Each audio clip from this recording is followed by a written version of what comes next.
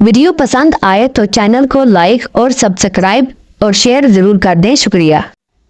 ایک آدمی جب بھی رات کو اپنی بیوی کے ساتھ کڑوائی ڈالنے لگتا تو اس کے 4 بچوں میں سے کوئی نہ کوئی پانی مانگ لیتا۔ ایک دن صبح اٹھ کے اس نے کہا، آج کے بعد جس نے رات کو پانی مانگا میں اس کی گاف پھاڑ دوں گا۔ اسی رات کو ایک بچے کو پیاس لگی۔ جب وہ اٹھا تو اس نے دیکھا کہ اس کا باپ اس کی ماں کی مار رہا ہے، تو وہ پھر پانی کے بغیر سو گیا۔ صبح اٹھا تو اس نے اپنے باپ سے کہا، ابو کیا امی نے رات کو بھی پانی مانگا تھا؟ پپو کا پیٹ خراب ہو گیا۔ وہ ڈاکٹر کے پاس گیا۔ لوگوں کی موجودگی کی وجہ سے حال کچھ یوں بتانے لگا، ڈاکٹر صاحب صبح سے نیٹ ورک خراب ہے، مس کال پہ مس کال آ رہی ہے اور آؤٹ گوئنگ بالکل فری ہے، طرح طرح کی رنگ ٹونز بھی بج رہی ہیں، بیلنس کچھ بھی نہیں رہتا، جتنا کراؤ ختم ہو جاتا ہے۔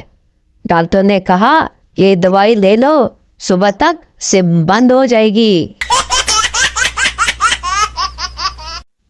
مولانا صاحب بچے کا تلفظ ٹھیک کروا رہے تھے۔